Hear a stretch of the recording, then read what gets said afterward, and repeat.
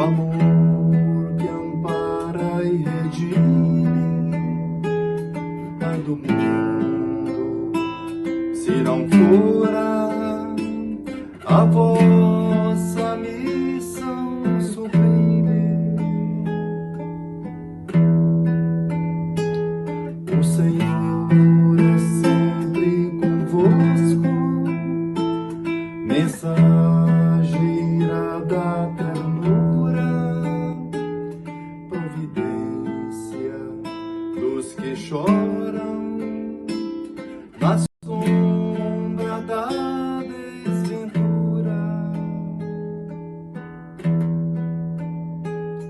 Bendita sois, ó Rainha, estrela da humanidade, rosa mística da fé, lírio puro da humildade. Entre as mulheres sois vós, a mãe das mães desvalidas, nossa porta de esperança e anjo de nossas vidas.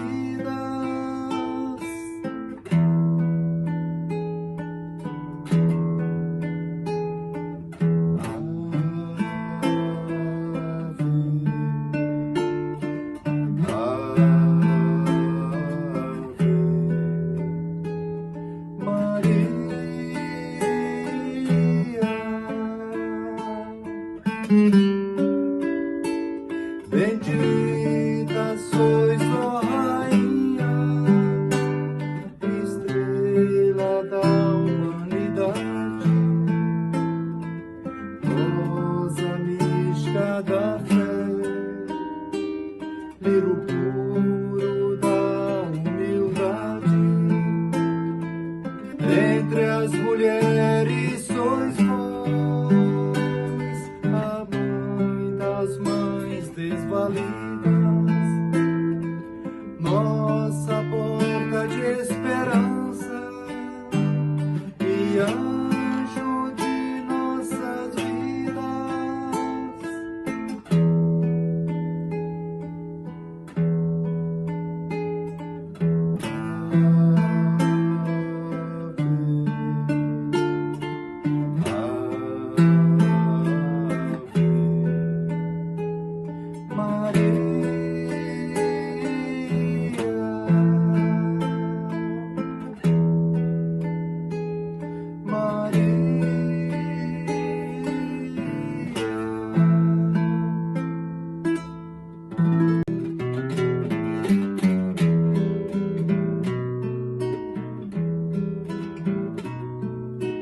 Paz e emanação de luz, bênçãos de nosso Jesus, gesto tão puro de amor de nossas mãos para outras mãos, em nome de nosso Senhor.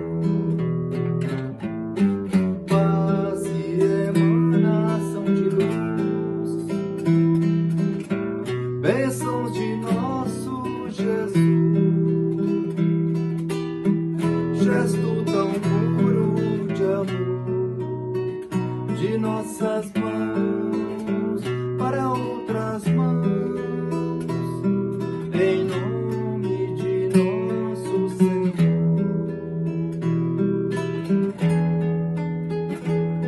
Fortalece no caminho, ameniza pura alma, alivia e reconforta, como bálsamo na dor.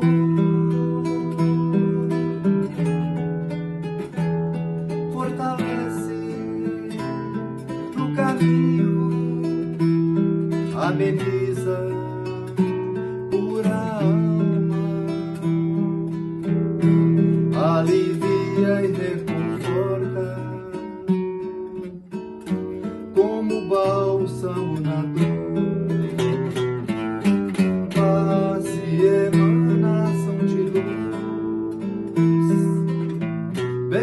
de nosso Jesus,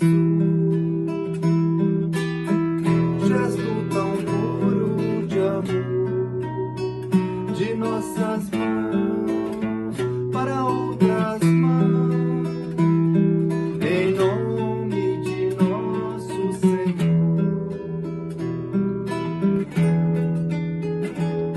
Fortalece no caminho, ameniza pura alma, alivia e reconforta, como bálsamo na dor.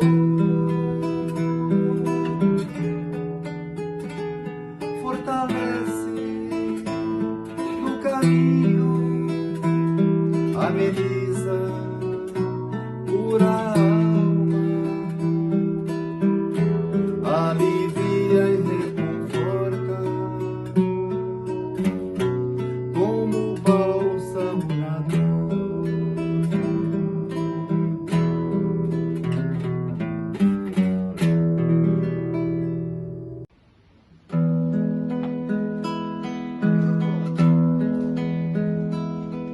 Ouvi, Senhor, a prece que nos guia,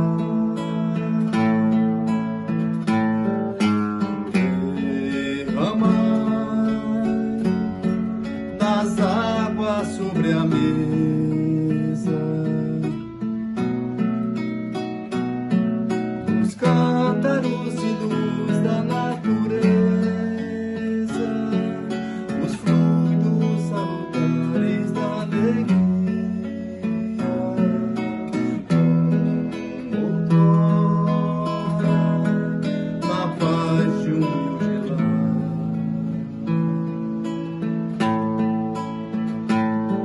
Envio santo que combate o tédio, transformai essas águas no remédio, que em vosso nome o enfermo há de curar.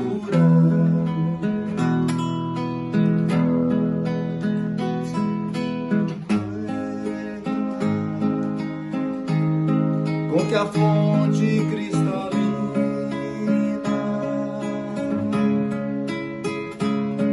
do vosso excelso e sublimado amor possa descedentar o viajor que pela vida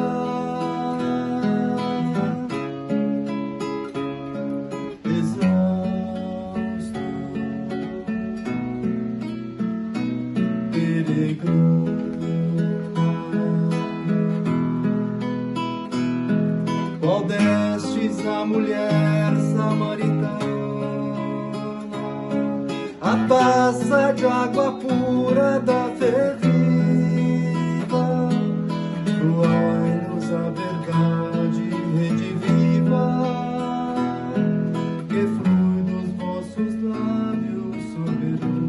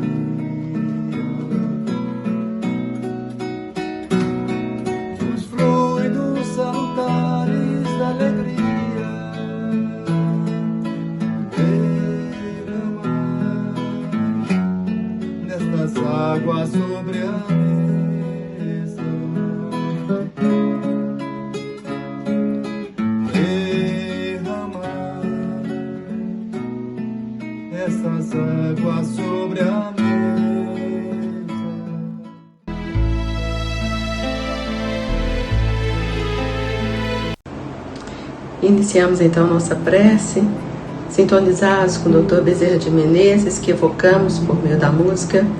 Vamos, por intermédio dele, glorificar a Deus, louvar o seu nome e agradecer pelas bênçãos que temos recebido, pela bendita oportunidade da vida, da reencarnação, do conhecimento espírita, a bênção do Grupo Espírita Mensageiros da Luz nas nossas vidas, por esse instante de oração, por todos que nos encontramos reunidos em pensamento.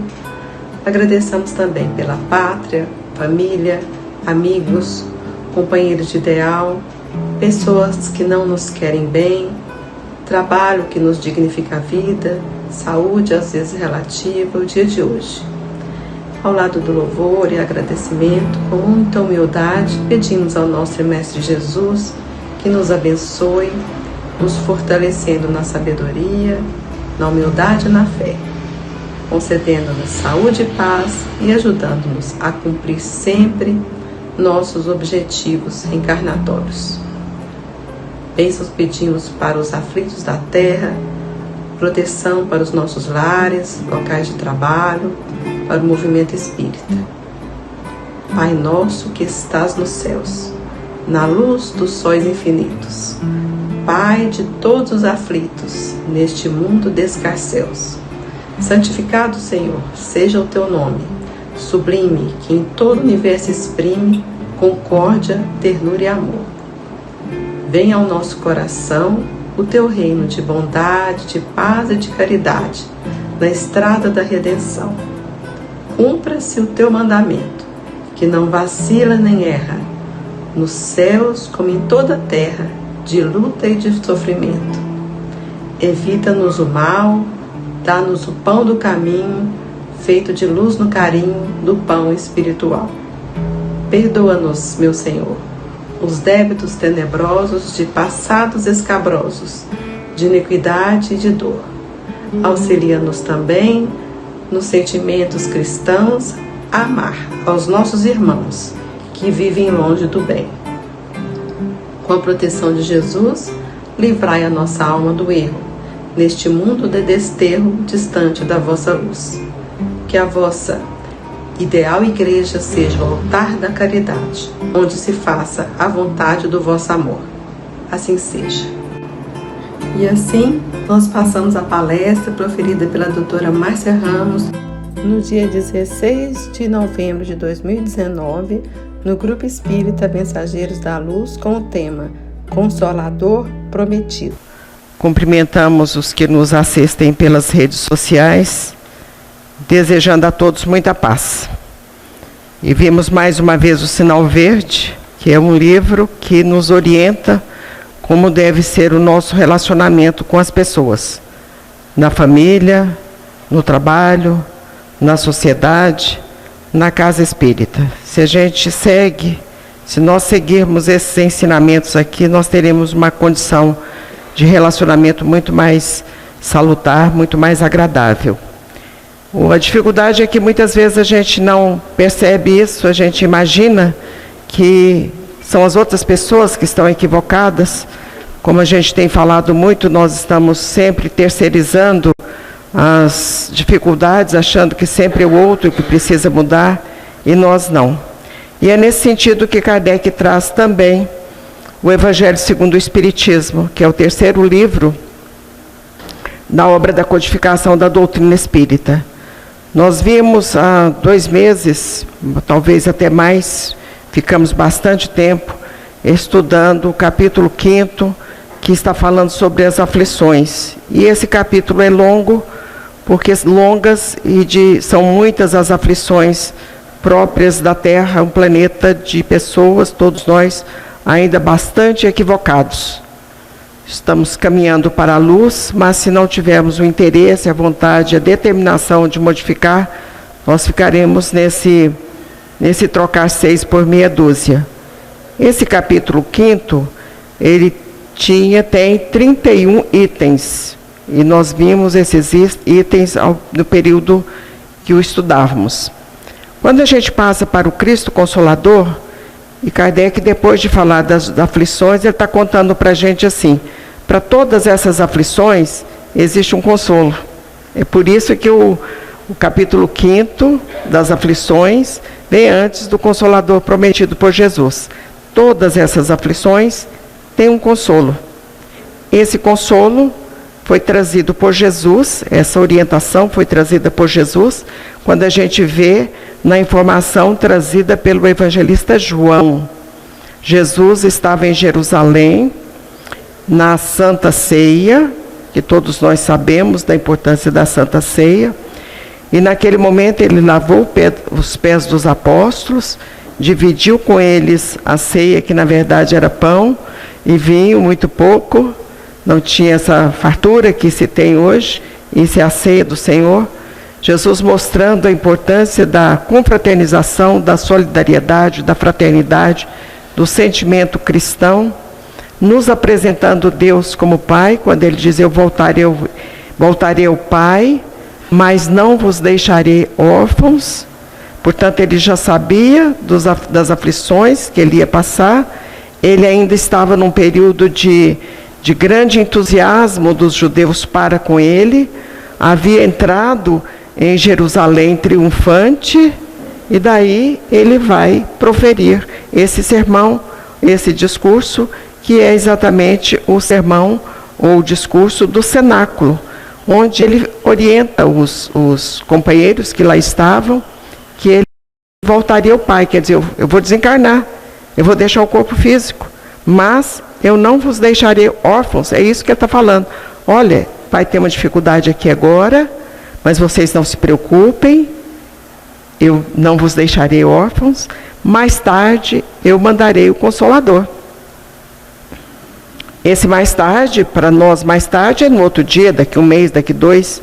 Para os espíritos que têm a eternidade, como todos nós temos, esse mais tarde só surgiu no século XIX. E aí Kardec traz, e o interessante dessa história toda do Evangelho, da recepção do Evangelho, da codificação, da escrita do Evangelho, segundo o Espiritismo, Kardec sai de Paris. Paris era uma cidade agitada intelectualmente, muitos e muitos intelectuais, ela ditava as normas da filosofia, da ética, da etiqueta, da boa conduta, tudo passava por Paris, por isso é chamada Cidade-Luz.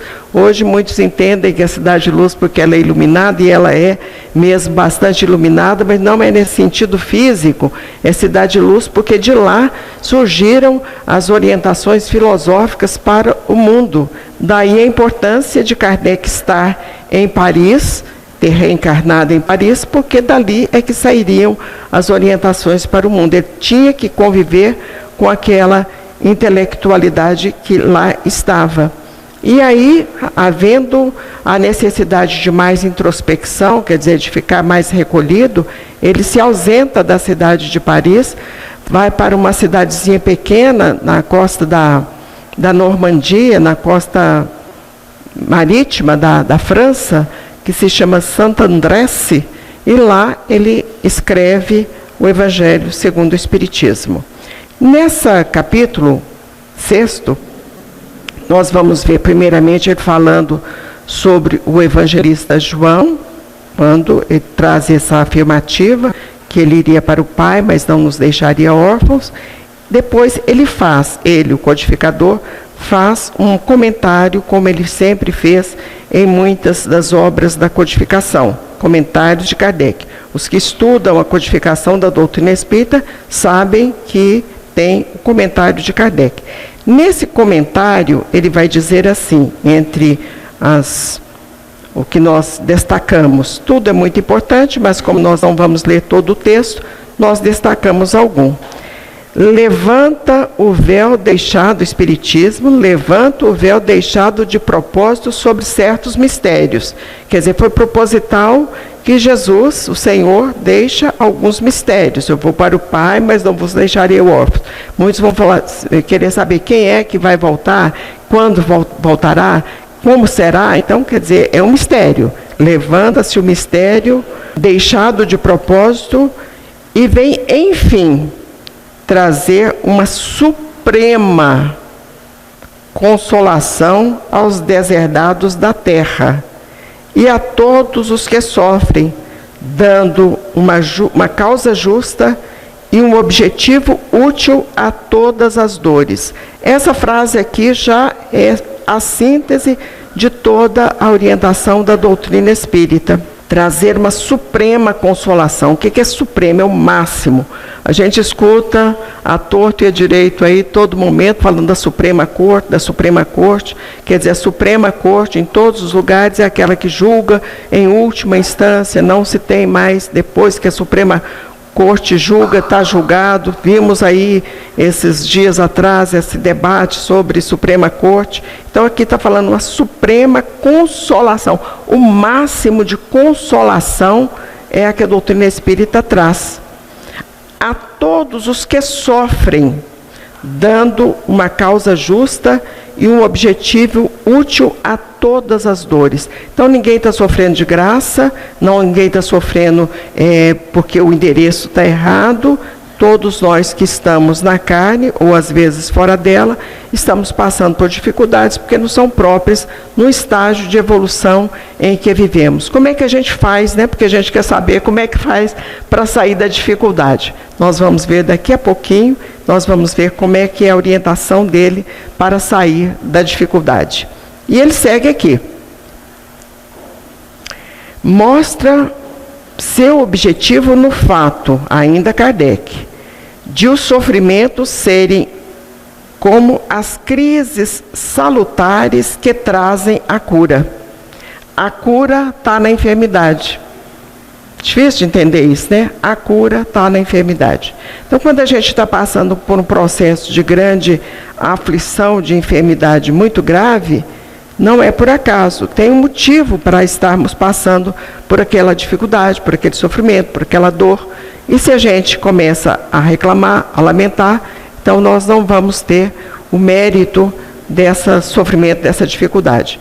Por isso, voltando lá na Nizinha, ela sempre nos dizia: a dor é o tratamento de beleza espiritual para o espírito. Aí a gente vê. Quando a pessoa quer ficar muito bonita, ela tem que ligar no salão, marcar a hora, chega lá, tem gente na frente, espera, esquenta, esfria, limpa, arruma, estica, e aí a pessoa sai de lá feliz, porque vai para uma festa, para um casamento, mais bonita. Mas para ela chegar àquele ponto daquela maquiagem, daquela roupa, daquele regime, foi muita dificuldade, muito sofrimento. Mas ela passou por tudo aquilo porque ela queria um resultado. E aí a gente não quer passar pela dificuldade, mas nós queremos ver o resultado. O resultado, no caso, é serenidade, equilíbrio e paz.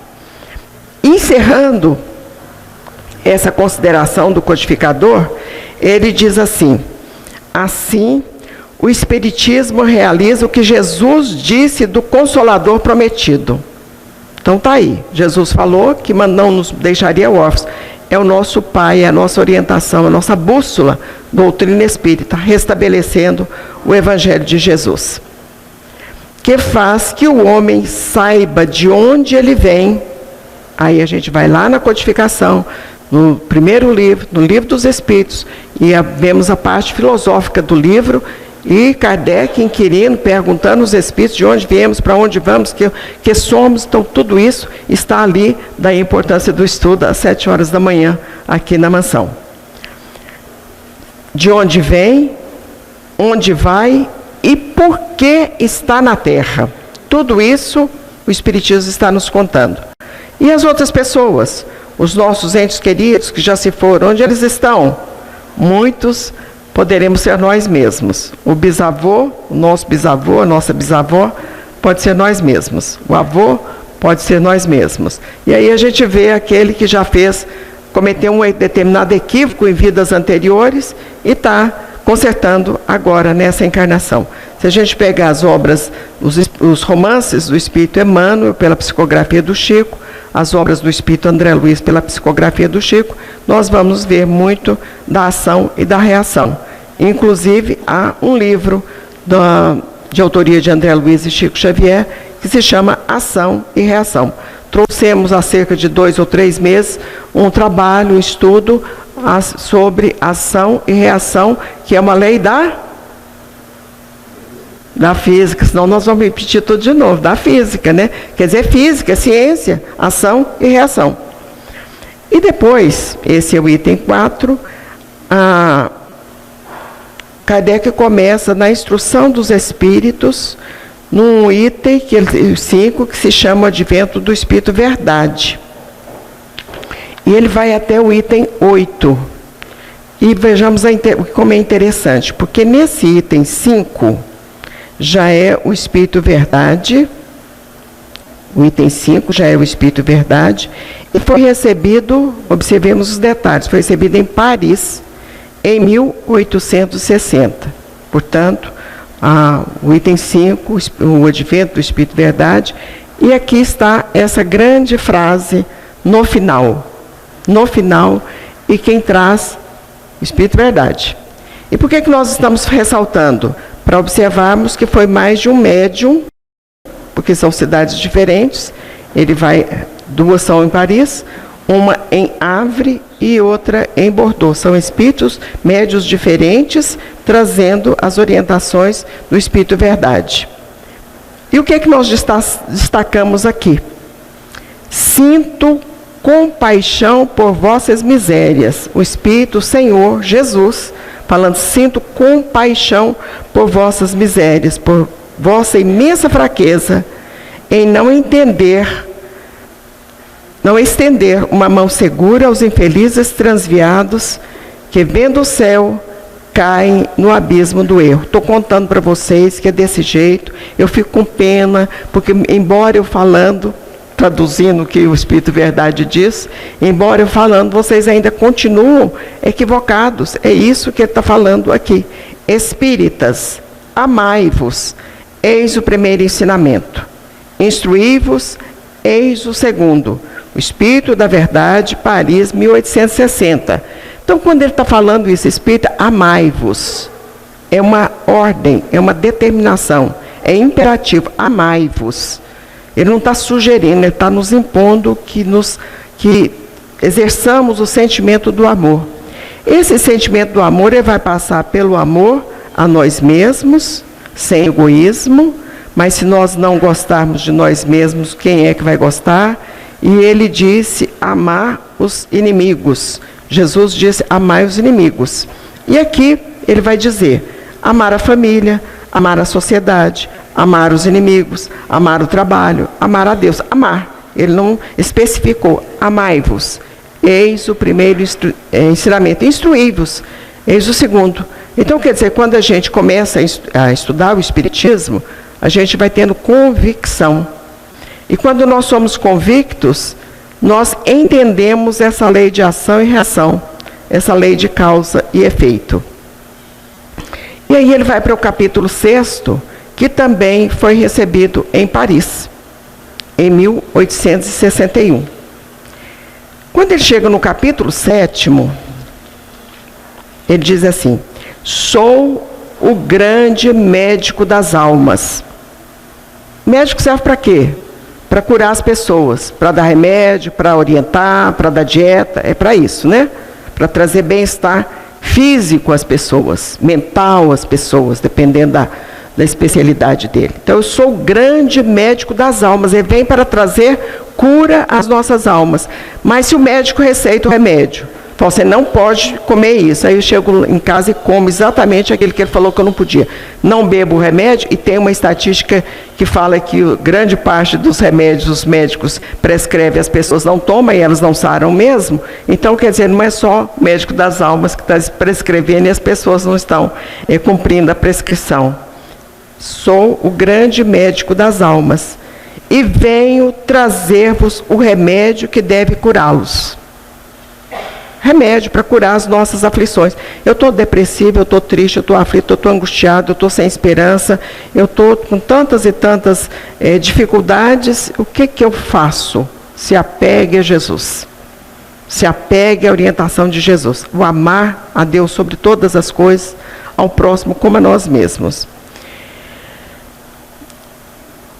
Trazer-vos os remédios que devem curá-las, os fracos, os sofredores, e os enfermos, os fracos, os sofredores e os enfermos, são meus filhos prediletos. Então, às vezes a gente pensa assim, nossa, mas Deus esqueceu de mim, porque eu estou com tanta dificuldade. Não, vamos pegar com Ele para a gente ter força. Daí a gente sempre está lendo o livro Coragem, para termos essa coragem mesmo de resistir às tentações e termos coragem, sobretudo, da modificação íntima. Essa mensagem, como disse, também do Espírito Verdade, porque são 4 mensagens e todas 4 dele, do Espírito Verdade, repetindo. Tem uma consideração de Kardec e 4 mensagens. E aí encerra-se esse capítulo, porque quando nós temos 4 mensagens do Espírito Verdade, está suprindo todas as outras ocorrências.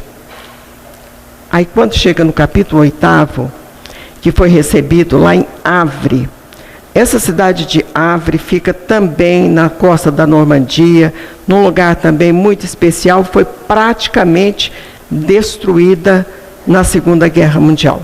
Prática como muitas outras cidades da França também. Então a gente está vendo que são médiuns diferentes, um em Havre, um em Bordeaux e 2 mensagens em Paris.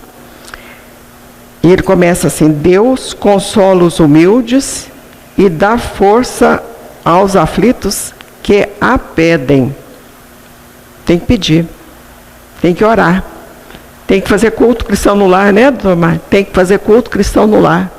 Tem que bater o joelho no chão, como se diz, e pedir misericórdia mesmo.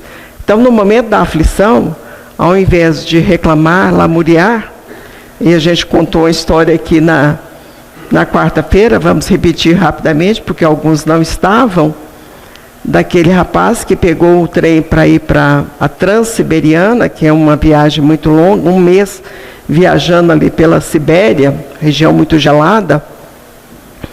E a hora que se sentou uma moça do lado dele, ele disse assim: que azar. 4, 5 horas depois, ele repetiu a mesma frase: que azar. À noite ele repetiu outra vez, porque eles dormem no trem de noite, né? 1 mês viajando, 20 e tantos dias viajando. No 3º dia que ele estava repetindo a mesma palavra, que azar, a moça, muito caridosa, podia até ser espírita, né? Ela fala assim: o senhor está reclamando tanto? Qual que é a dificuldade? Por que o senhor está falando tanto azar, tanto azar? Ele falou assim: você não acredita que eu peguei o trem errado? Tem 3 dias que eu estou dentro desse trem e ainda vou andar mais 28. Com detalhe, o trem para de cidade em cidade, entram pessoas, descem pessoas, outros pegam novamente em outros momentos, ficam 2 dias em determinado lugar, viaja de novo. Então, quer dizer, ele estava se comprazendo, estava feliz em dizer a palavra azar, ele estava satisfeito de estar no trem errado, porque se ele tivesse tão incomodado assim, o que ele teria feito, gente? Saído do trem, descido do trem, ir para outra estação, pegar outro trem ou voltar. Ele tinha que tomar uma atitude na vida. Então isso acontece muito conosco, que nós ficamos lamuriando, mas muitas vezes nós nos comprazemos, quer dizer, nós ficamos felizes com a lamúria. E aí, quando a gente lamuria muito, os mentores espirituais deixam de lado a nossa guarda para que os espíritos equivocados se aproximem, porque aí a gente vê que a lamúria não vale a pena. Mas ele diz assim: seu poder cobre até o poder de Deus, né?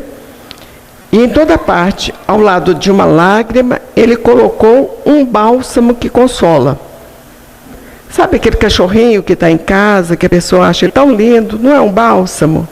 Sabe aquele amigo que a gente pode mandar um WhatsApp para ele de madrugada e falar: minha vida está tão difícil, me ajuda? Não é o bálsamo? Sabe o dia que está como esse de hoje, que a gente está tão feliz porque está mais nublado, menos quente? Não é um bálsamo? Doutrina espírita é um bálsamo nas nossas vidas. A gente fica pensando assim: todos nós que temos tanto tempo de doutrina, que teria sido da vida se não fosse a doutrina espírita? Olha, nós teríamos cometido tantos desatinos e teríamos tido tantas decepções. Então, pela vigilância, pela disciplina, pelo discernimento que a doutrina espírita nos dá, nós acabamos sendo mais contidos, exercendo mais a sabedoria, nos preservamos mais e, por consequência, nos tornamos mais felizes. Mas aí ele vai falar duas palavras que são de grande importância. O Espírito Verdade, nessa mensagem trazida em Havre, em 1863. Vocês observam que foi em 1960, 61, nós já estamos em 1863. Ele vai falar o devotamento e a abnegação. São uma prece contínua e encerram um ensinamento profundo, devotamento e abnegação. A sabedoria humana reside nessas duas palavras. A sabedoria humana reside nessas duas palavras, devotamento e abnegação. Aí nós fomos procurar lá no dicionário, saber qual que é o significado de devotamento. Nós tínhamos que saber o que é devotamento, né? Devotamento. E aí está falando assim, que devotamento é dedicação. Arruma um jardinzinho lá, uma planta. Não molha ela, não. 3 dias depois, aqui nem 3, né? No outro dia ela já está morta. No outro dia ela já morreu. Pega um animalzinho de criação e larga ele lá. Vai dar até crime, né? Dá até ação penal, porque é maltratar o animal. Mas vamos lá na planta. Ficou 3 dias. Mas ao passo que, se eu cuidar dela, colocar o adubo, tirar o capim e conversar com a planta, daqui a pouquinho essa planta está linda. Então eu tive uma dedicação com essa planta. Eu fui dedicado com ela. Em todas as situações da nossa vida, se nós não tivermos dedicação, nós não alcançaremos os objetivos. Kardec, por exemplo, era um homem de estudo, um homem muito preparado e precisava de dinheiro, porque ele não tinha recursos. E a gente viu isso no filme. Se ele não tivesse tido a dedicação que ele teve para com a doutrina espírita, nós não teríamos a terceira revelação. Os que nos antecederam em doutrina espírita, Dr. Bezerra de Menezes. Vamos imaginar Dr. Bezerra de Menezes frequentando a corte do imperador, discriminação por todo lado, e ele chegar e falar assim, ó, eu sou espírita. Hoje é fácil. Agora há pouco nós conversávamos lá no laboratório, o Dr. Mário dizendo que os espíritas são formadores de opinião, são pessoas muito respeitadas na sociedade, daí a nossa responsabilidade maior ainda, porque a quem muito foi dado, muito será pedido. Então, devotamento. A gente fica imaginando as pessoas que nos antecederam na casa espírita, na causa espírita. Ficamos imaginando o trabalho de João Nunes Maia com relação à pomada, porque a primeira pomada foi feita em uma panela de pressão quebrada. E eles ficaram mais de mês colocando a pomada dentro dos potinhos, porque não tinham tido a ideia ainda que naquele funil resolve-se o problema. Era naqueles palitos de picolé, palitos de abaixador de língua, que eles iam colocando as pomadas dentro dos potinhos. Então, isso é dedicação. Ficamos imaginando o trabalho de Francisco Cândido Xavier. Olha que dificuldade, porque ele estava lá na fazenda e já dava graças a Deus que tinha arrumado um trabalho, porque antes ele estava trabalhando numa venda. Pensa o Chico trabalhando numa venda. Pensa o Chico vendendo cachaça. Porque além da questão própria dele, da resistência ética que ele devia ter, a dificuldade com relação aos espíritos que estavam rodeando aquela venda. Pensa o Chico no momento em que ele estava trabalhando, menor de idade, à noite, numa tecelagem, numa fábrica de tecelagem, tecidos. Aquelas plumas não tinham as condições de segurança de trabalho que existem hoje. E sabem por que ele chegou a essa fábrica? porque o padre ficou com pena dele e imaginou assim: se não der uma solução para esse menino, olha a misericórdia divina atuando, se não der uma solução para esse menino, ele vai ser internado como louco. A intuição do padre, a presença da espiritualidade amiga, como a família precisava muito do salário dele, o padre sugeriu: arruma um emprego para o menino, porque aí ele vai trabalhar, vai produzir, vai trazer o dinheiro para casa e fica livre do sanatório para doentes mentais. Uma pessoa que fez a diferença, porque claro que os amigos espirituais, o Emmanuel estava lá, mas se não tivesse dado certo dessa maneira, nós teríamos sido privados do desdobramento da doutrina espírita. Então, é importante que a gente tenha esses entendimentos de dedicação, e ele dedicado à doutrina espírita. E a doutrina espírita precisa mesmo da nossa dedicação. Mas precisamos ser muito discretos também com relação, não na divulgação pelas nossas ações, mas nas questões internas da própria doutrina, temos que ter o cuidado de sermos mais discretos. E o devotamento, nós poderíamos ficar aqui falando horas e horas sobre o devotamento, que é a dedicação. A dedicação de filhos para com pais, de pais para com filhos, de amigos para com amigos. Dedicação. Nós não vamos perder em nenhum momento se formos dedicados. Por isso o Chico diz que o bem que você faz, quer dizer, a dedicação que você tem para com os outros, será o teu advogado em toda a parte. A gente sabe que advogado é para defender aquele que há necessidade de ser defendido. E ele segue a abnegação. E a abnegação também vamos procurar. É o desinteresse, é a renúncia. Então, quando nós temos o desinteresse, quando nós renunciamos, nós achamos tempo para praticar, para trabalhar na causa da divulgação da doutrina espírita. Sabem como? A gente vai acordar mais cedo, dormir mais tarde e priorizar, porque tempo é uma questão de preferência.